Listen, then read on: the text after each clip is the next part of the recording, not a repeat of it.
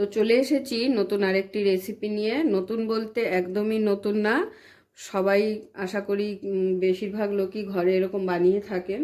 তো যেহেতু সামনেই 25শে ডিসেম্বর ক্রিসমাস ডে, তো সেই উপলক্ষে আমি আজকে একটি কেক তৈরি করছি।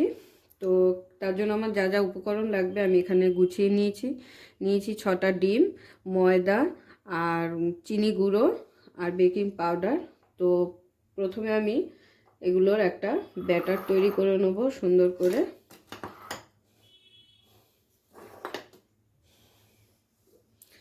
তো ব্যাটারটা তৈরি করার জন্য নিয়েছি আমি এখানে একটা বলের মধ্যে এবারে প্রথমে ডিমগুলোকে আমি ফাটিয়ে বের করে নেব।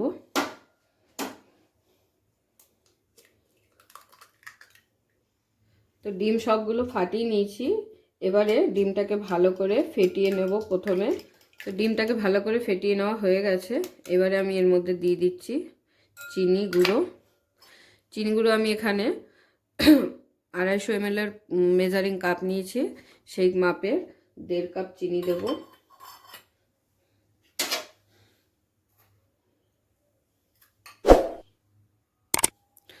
তো যেহেতু আমি এখানে 6টা ডিম নিয়েছি, তো সেই কারণে আমি 1.5 কাপ সুগার দিয়ে দেবো। যদি 4টে ডিম হতো তাহলে কিন্তু আমি 1 কাপই সুগারটা দিতাম। তো সুগারটা দেওয়ার পরে ডিমের সাথে সুগারটাকে ভালো করে মিশিয়ে নেব।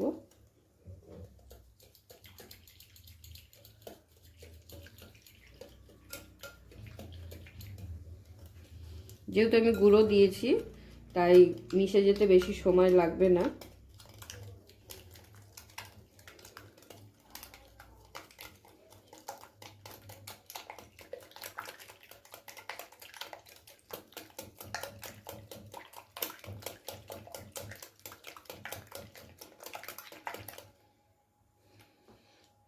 তো মেশানো হয়ে গেছে, এবারে আমি ময়দা দিয়ে দেবো। এবারে আমি দিয়ে দিচ্ছি ময়দা। সব কিছুর পরিমাপটা এক না রাখলে কিন্তু কেক ভালো ফুলবে না।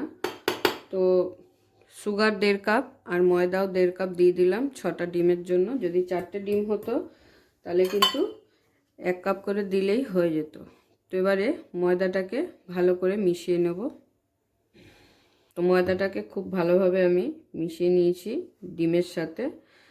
এবারে এর মধ্যে দিয়ে দেবো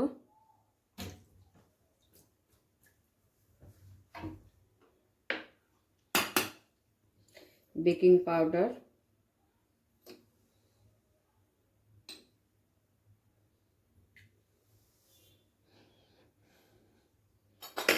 এটাকে একটু ভালো করে মিশিয়ে নেব। দিয়ে দিচ্ছি সামান্য পরিমাণ নুন স্বাদ অনুযায়ী, আর দিয়ে দেবো রিফাইন তেলটাকে খুব ভালোভাবে ব্যাটারের সাথে মিশিয়ে নিতে হবে। তো ব্যাটারের থিকনেসটা দেখে আশা করি বুঝতে পারছেন কতটা সুন্দর আর স্মুথ হয়েছে। ব্যাটার যত স্মুথ হবে কেকটা ততই ভালো হবে। তো আমি 1 কাপ তেল একবারে দিইনি, তো ওই জন্য পরে আর একটু দিয়ে দিলাম। এবারে দিয়ে দিচ্ছি ভ্যানিলা এসেন্সিয়াস। ভ্যানিলাটা দিয়ে ভ্যানিলাটা ভালো করে মিশিয়ে নেব ব্যাটারের সাথে।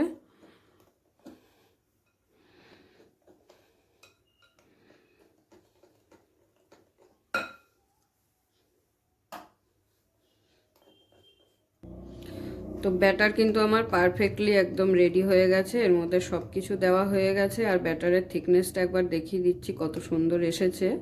তো দেখে আশা করি বুঝতেই পারছেন।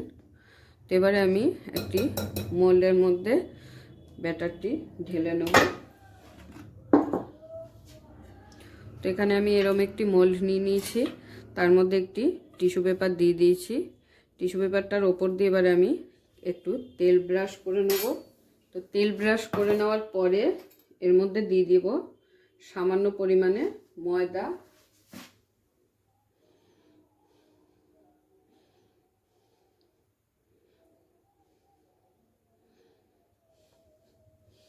ময়দাটাকে চারিদিকে ঘুরিয়ে এরকম একটু মাখিয়ে নেব।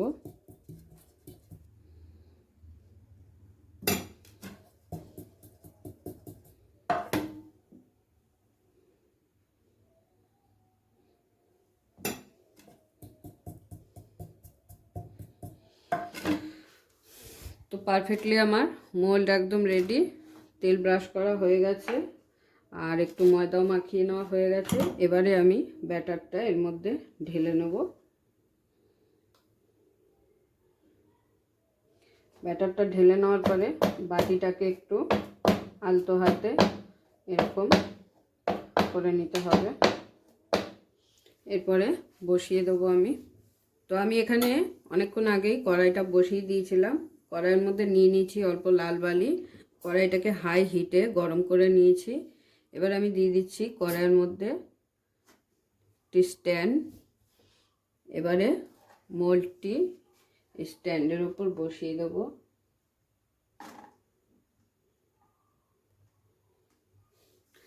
আর মোল্ডটি বসিয়ে দেওয়ার পরে কিন্তু গ্যাসের ফ্লেমটাকে কমিয়ে দিতে হবে। এরপরে আমি ঢাকা দিয়ে দেবো। তো বাটিটা বসিয়ে ঢাকা দিয়ে দিয়েছি। আর ঢাকনায় যে ছিদ্রটি আছে সেটা বন্ধ করার জন্য আমি এখানে একটা লবঙ্গ দিয়ে দিলাম। এবারে এটাকে লো হিটে প্রায় 35 থেকে 40 মিনিট আমাকে এটা করে নিতে হবে। তারপরে আমি ফিরে আসবো আবার। তো প্রায় 30 মিনিট হয়ে গেছে। 30 মিনিট পরে আমি খুলে দেখে নেব। তো আমি এখন এর উপরে কিছুটা কাজু কিশমিশ দিয়ে দেব।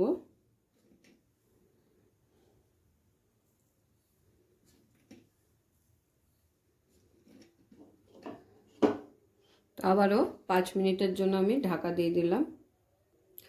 তো 5 মিনিট হয়ে গেছে। আমি এবার একটি টুথপিক দিয়ে চেক করে নেব কেকটা কীরকম সেট হয়েছে। তো দেখুন টুথপিকের গায়ে কিন্তু একটুও লাগছে না, তার মানে আমার কেকটা খুব ভালোভাবে সেট হয়ে গেছে। আর কেকটা কিন্তু একদম রেডিও হয়ে গেছে। এবারে আমি নাবিয়ে নেব। তো এবারে আমি মোল্ডটাকে নাবিয়ে নিচ্ছি।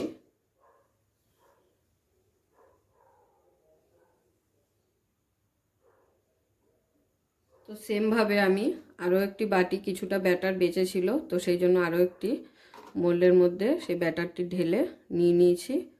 তো এখন এটাকেও করে নেব একসাথেই। এটাকেও এখন হতে বসিয়ে দিলাম প্রায় 40 মিনিটের জন্য।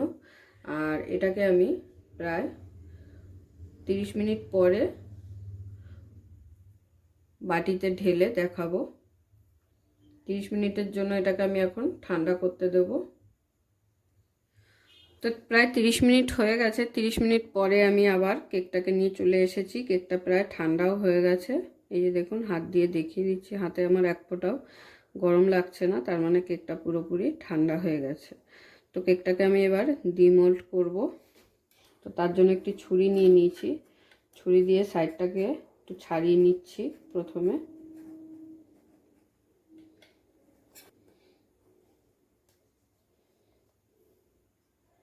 তো দেখুন কত সুন্দর কিন্তু কেকটা উঠে গেল। এবার আমি একটি প্লেটে নিয়ে নিচ্ছি।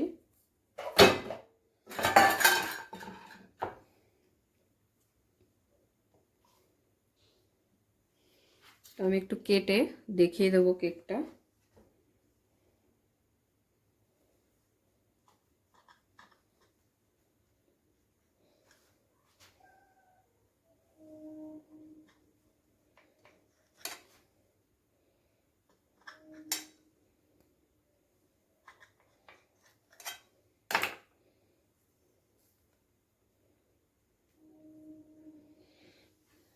তো দেখুন, দেখে আশা করি বুঝতেই পারছেন কেকটা কত সুন্দর হয়েছে। আর একটু চেপে দেখিয়ে দিই, কত সুন্দর স্পঞ্জের মতন নরম হয়েছে একদম। তো ঝটপট বানিয়ে ফেলুন ক্রিসমাস ডে স্পেশাল কেক বাড়িতেই। তো আজকের রেসিপি আমার কেমন লাগলো সকলে অবশ্যই জানাবেন। আর কমেন্টে একটু প্লিজ সবাই কমেন্ট করবেন, তাহলে আমার খুব ভালো লাগে আপনারা কমেন্ট করে জানালে।